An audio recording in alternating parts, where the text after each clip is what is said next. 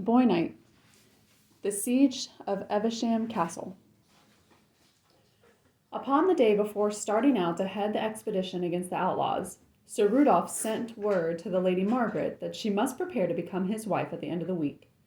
He had provided 2 tiring maids for her by ordering 2 of the Franklins to send in their daughters for that purpose, and these mingled their tears with Margaret's at the situation in which they were placed. She replied firmly to the messenger of the night that no power on earth could oblige her to marry him. He might drive her to the altar, but though he killed her there, her lips should refuse to say the words which would unite them. The following morning, early, the castle rang with the din of preparation.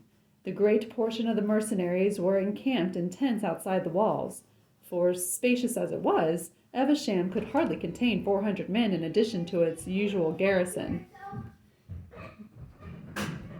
The men-at-arms were provided with heavy axes to cut their way through the bushes. Some carried bundles of straw to fire the wood should it be found practicable to do so. And as it was now summer, and the wind was blowing high, Sir Rudolph hoped that the dry grass and bushes would catch, and would do more even than his men-at-arms in clearing the forest of those whom he designated the villains infesting it. They had, too, with them several fierce dogs trained to hunting the deer, and these, the knight hoped, would do good service in tracking the outlaws. He and the knights and the men-at-arms with him were all dismounted, for he felt that horses would in the forest be an encumbrance, and he was determined himself to lead the way to the men-at-arms. When they reached the forest, they were saluted by a shower of arrows, but as all were clad in mail, these at a distance effected but little harm. As they came closer, however, the cloth-yard arrows began to pierce the coarse and ill-made armor of the foot soldiers, although the finer armor of the knights kept out the shafts which struck against it. Sir Rudolph and his knights leading the way, they entered the forest and gradually pressed their invisible foe backward through the trees. The dogs did good service, going on ahead and attacking the archers, but one by one they were soon shot, and the assailants left to their own devices. Several attempts were made to fire the wood, but these failed, the fire burning but a short time and then dying out of itself. In addition to the fighting men, Sir Rudolph had impressed into the service all the serfs of his domain, and these, armed with axes, were directed to cut down the trees as the force proceeded. Sir Rudolph, declaring that he would not cease until he had leveled the whole forest, though it might take him months to do so. The assailants gained ground steadily, the resistance being less severe than Sir Rudolph had anticipated. Several small huts and clearings in the forest which had been used by the outlaws, and round which small crops had been planted, were destroyed, and all seemed to promise well for the success of the enterprise.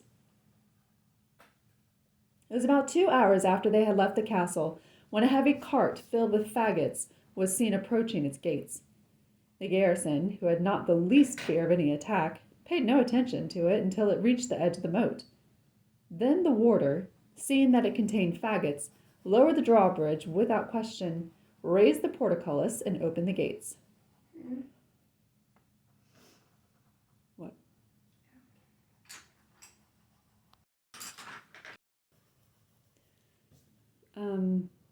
So we were discussing what faggots are, and we looked it up, and it's a bundle of sticks.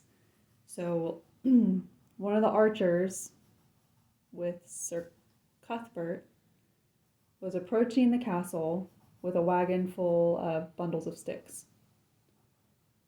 And this was after Sir Rudolph and all his men had left to go to the forest to hunt down all the woodsmen who were with Sir Cuthbert. And so the garrison let the cart through, and the warder saw it, stopped him to question him. And he said, "This is what the warder is saying." "From who do you bring this wood?" he asked as the man driving the oxen began to cross the bridge. "From the Franklin of Hopeburn." "It is well," said the warder, "for he is in arrear now, and should have sent in the firewood 2 months since. Take it to the woodhouse at the other end of the court." The heavy wagon crossed the drawbridge, but as it was entering the gate, it came suddenly to a stop. With a blow of his ox goad, Canute leveled the warder to the ground, and cutting the cords of the bullocks, drove them into the yard ahead. As he did so, the pile of faggots fell asunder, and 12 men, armed with bow and pike, leaped out. The men-at-arms standing near, lounging in the courtyard, gave a shout of alarm, and the garrison, surprised at this sudden cry, ran to their arms. At first they were completely panic-stricken, but seeing after a time how small was the number of their assailants, they took heart and advanced against them. The passage was narrow, and the 12 men formed a wall across it. 6 of them with their pikes advanced, the other 6 with bent bows standing behind them and delivering their arrows between their heads. The garrison fought stoutly, and although losing many, were pressing the little band backward. In vain the assistant warder tried to lower the portcullis or to close the gates. The former fell on to the top of the wagon and was there retained. The gates also were barred by the obstacle. The chains of the drawbridge had at once been cut. Canute encouraged his followers by his shouts, and armed with a heavy axe, did good service upon the assailants. But 4 of his party had fallen, and the rest were giving way, when a shout was heard, and over the drawbridge poured Cuthbert and 150 of the outlaws of the forest. Struck with terror at this attack, the garrison drew back, and the foresters poured into the yard. For a few minutes there was a fierce fight, but the defenders of the castle, disheartened and taken by surprise, were either cut down or, throwing down their arms, cried for quarter. 10 minutes after the wagon had crossed the drawbridge, the castle was safely in possession of Sir Cuthbert. The bridge was raised, the wagon removed, the portcullis lowered, and to the external eye all remained as before. Cuthbert at once made his way to the chamber where the Lady Margaret was confined, and her joy at her deliverance was great indeed. So unlimited was her faith in Sir Cuthbert that she had never lost confidence, and although it did not seem possible that in the face of such disparity of numbers he could rescue her from the power of Sir Rudolph, yet she had not given up hope. The joy of the farmer's daughters, who had been carried off to act as her attendants, was little inferior to her own. For once in the power of this reckless baron, the girls had small hopes of ever being allowed to return again to their parents. The flag of Sir Rudolph was thrown down from the keep, and that of the late earl hoisted in its stead. For Cuthbert himself, although he had assumed the cognizance which King Richard had granted him, had not yet any flag or pennon emblazoned with it. No words can portray the stupefaction and rage of Sir Rudolph when a man who had managed to slip unobserved from the castle at the time of its capture bore the news to him in the forest. All opposition there had ceased, and the whole of the troops were engaged in aiding the peasants in cutting wide roads through the trees across the forest, so as to make it penetrable by horsemen in every direction. It was supposed that the outlaws had gradually stolen away through the thickets and taken to the open country, intending to scatter to their homes or other distant hiding places, and the news that they had by a ruse captured the castle came as a thunderclap. Sir Rudolph's first impulse was to call his men together and to march toward the castle. The drawbridge was up, and the walls bristled with armed men. It was useless to attempt a parley. Still more useless to think of attacking the stronghold without the proper machines and appliances. Foaming with rage, Sir Rudolph took possession of a cottage near, camped his men around, and prepared for a siege. There were among the mercenaries many men accustomed to the use of engines of war. Many, too, had aided in making them, and these were at once set to work to construct the various machines in use at that time. Before the invention of gunpowder, castles such as those of the English barons were able to defy any attack by an armed force for a long period. Their walls were so thick that even the ballistas, casting huge stones, were unable to breach them, except after a very long time. The moats which surrounded them were wide and deep, and any attempt at storming by ladders was therefore extremely difficult, and these buildings were consequently more often captured by famine than by any other means. Of provisions, as Sir Rudolph knew, there was a considerable supply at present in the castle, for he had collected a large number of bullocks in order to feed the strong body who had been added to the garrison. The granaries, too, were well stored, and with a groan, Sir Rudolph thought of the rich stores of French wines which he had collected in his cellars. After much deliberation with the knights with him and the captain of the mercenaries, it was agreed in the first instance to attempt to attack the place by filling up a portion of the moat and ascending by scaling ladders. Huge screens of wood were made, and these were placed on wagons. The wagons themselves were filled with bags of earth, and a large number of men getting beneath them shoved the ponderous machines forward to the edge of the moat. The bags of stones and earth were then thrown in, and the wagons pushed backward to obtain a fresh supply. This operation was of course an exceedingly slow one, a whole day being occupied with each trip of the wagons. They were not unmolested in their advance, for from the walls, mangonels, and other machines hurled great stones down upon the wooden screens, succeeding sometimes, in spite of their thickness, in crashing through them, killing many of the men beneath. The experiment was also tried of throwing balls of Greek fire down upon the wood, but as this was green and freshly felled, it would not take fire. But the flames dropping through, with much boiling pitch and other materials, did grievously burn and scald the soldiers working below. Upon both sides every device was tried. The crossbowmen among the mercenaries kept up a fire upon the walls to hinder the defenders from interfering with the operations, while the archers above shot steadily, and killed many of those who ventured within range of their bows. After 10 days' labor, a portion of the moat, some 20 yards in length, was filled with bags of earth, and all was ready for the assault. The besiegers had prepared great numbers of strong ladders, and these were brought up under shelter of the screens. Then, all being ready, the trumpets sounded for the assault, and the troops moved forward in a close body, covering themselves with their shields so that no man's head or body was visible, each protecting the one before him with his shield held over him. Thus the body presented the appearance of a great scale-covered animal.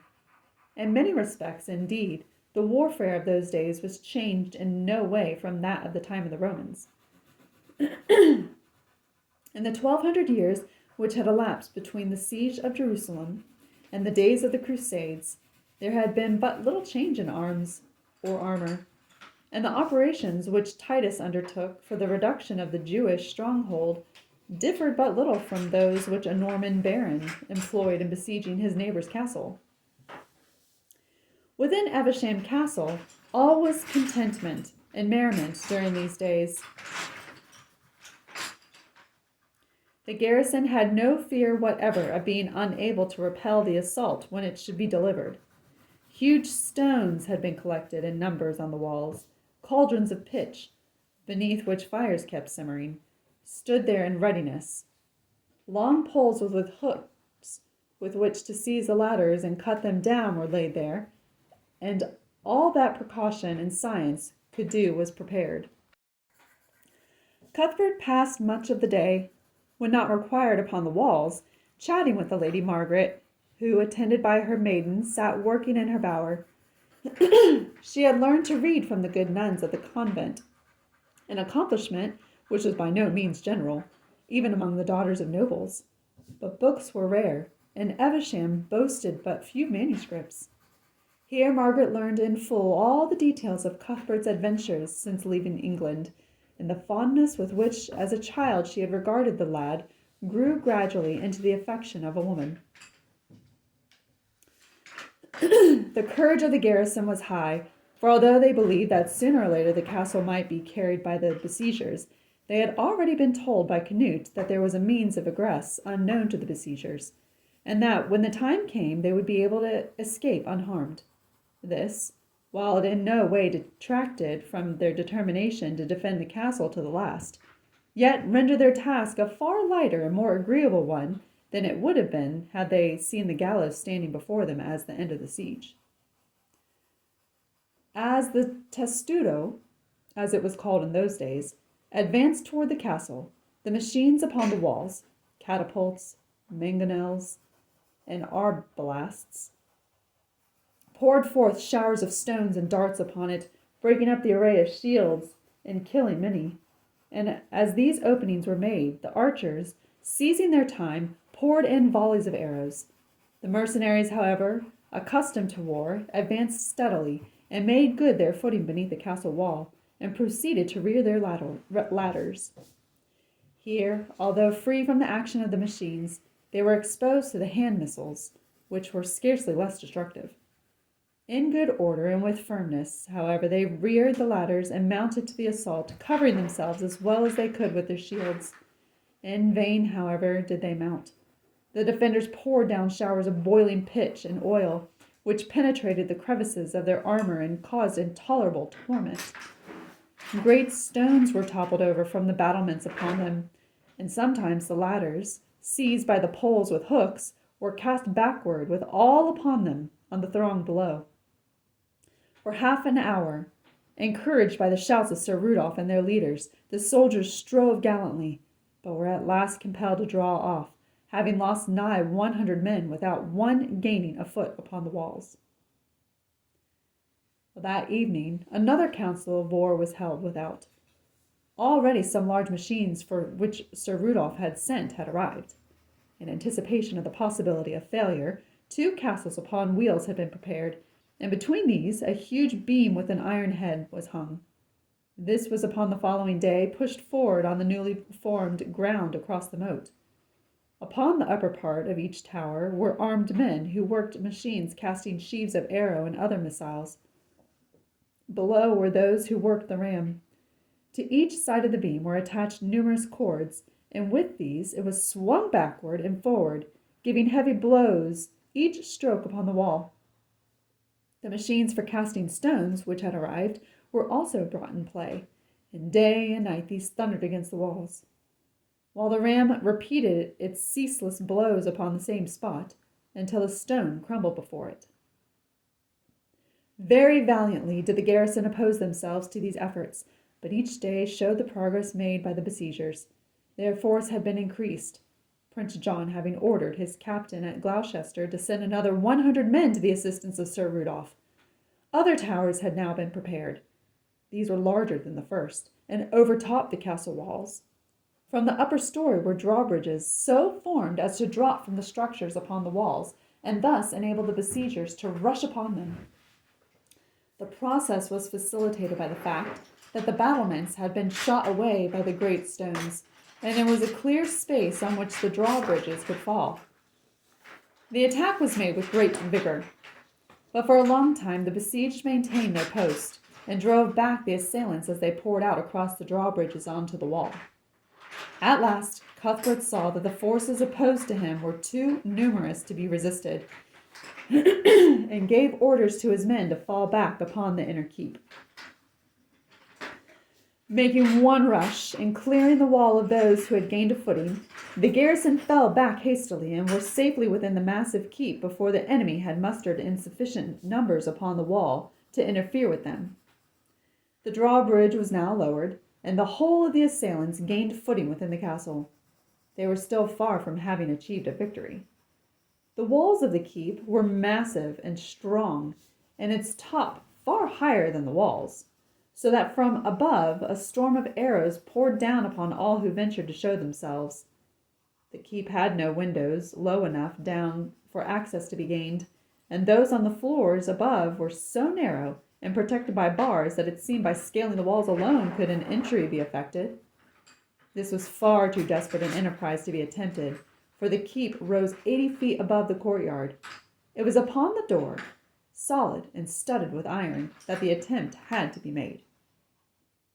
Several efforts were made by Sir Rudolph, who fought with a bravery worthy of a better cause to assault and batter down the door. Protected by wooden shields from the rain of missiles from above, he and his knights hacked at the door with their battle-axes, but in vain. It had been strengthened by beams behind and by stones piled up against it. Then fire was tried. Faggots were collected in the forest and brought, and a huge pile having been heaped against the door, it was lighted. "We could doubtless prolong the siege for some days, Lady Margaret," said Cuthbert, "but the castle is ours, and we wish not, when the time comes that we shall again be masters of it, that it should be a mere heap of ruins. Methinks we have done enough. with but small losses on our side. We have killed great numbers of the enemy, and have held them at bay for a month. Therefore I think that tonight it will be well for us to leave the place."